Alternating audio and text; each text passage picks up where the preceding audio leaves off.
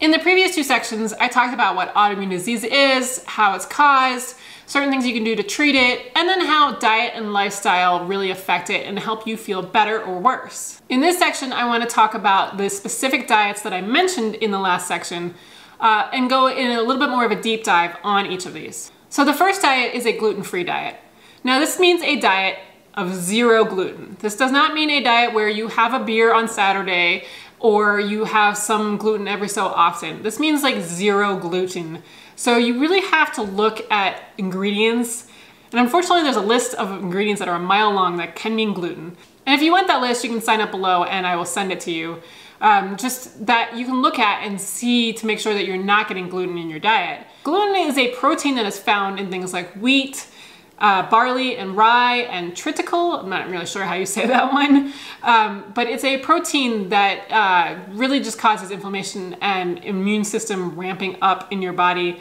And in a case of like celiac disease, it causes your body to attack itself in your intestines as well as in your brain, because that's my particular kind, yay.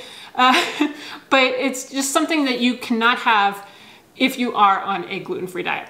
Places to really kind of look out for it are soy sauce. That one got me after I had been gluten-free for almost a year. I had a Thai stir fry and I had soy sauce in it, and that night was one of the worst nights of my life. Another place is French fries. A lot of places either cook their fries in the same fryer as like onion rings or something, and so you get kind of that cross-contamination. But a lot of places also coat their fries in flour to make them crispy, and that's not good. And then you just gotta look out in like sauces or salad dressings, barbecue sometimes. You have to ask. You always have to ask. Never assume something's gluten-free, because that has tripped us up so many times back when we first went paleo, because we just assumed, well, you know, it's a sauce or it's a thing that should not have gluten in it, but you would be surprised by how many people actually add gluten. I mean, eggs in a buffet sometimes aren't gluten-free, and that's because they add pancake batter to the eggs to make them fluffier or something.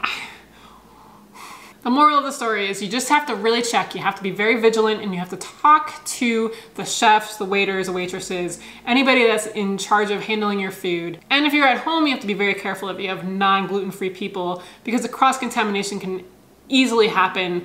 If you use the same toaster oven and you put your piece of gluten-free bread on top of the rack that someone had just put regular glutinous bread on, you're at a chance of getting some gluten. And same thing with like pots and pans and all of that kind of stuff. Ideally, you want to have a gluten-free household, but if that's not a possibility, then just be on the lookout for that kind of stuff. Maybe have your own set of pots and pans if possible, or you can put like a layer of aluminum foil or something on top of the toaster oven. Just certain precautions that you can take to make sure you're not getting any gluten in your diet. And then also be careful if you switch over to a gluten-free diet that you're not kind of reverting to a junk food diet, because there are so many gluten-free junk food options out there. It is very easy. I mean, you can get gluten-free brownies and gluten-free animal crackers and everything, but you're not gonna be doing yourself a favor if you're just eating this kind of terrible stuff for you too.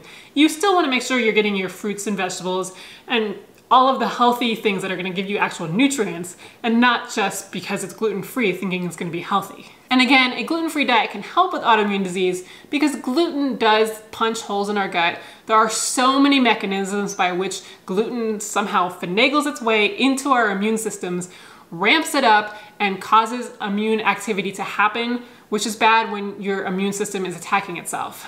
It is so bad, in fact, that a lot of researchers believe that gluten sensitivity is a precursor to all autoimmune disease. Doesn't mean that you're necessarily celiac, but you may have a certain amount of gluten sensitivity on a spectrum that is causing your autoimmune disease to perpetuate. So removing gluten is one of the most important things you can do.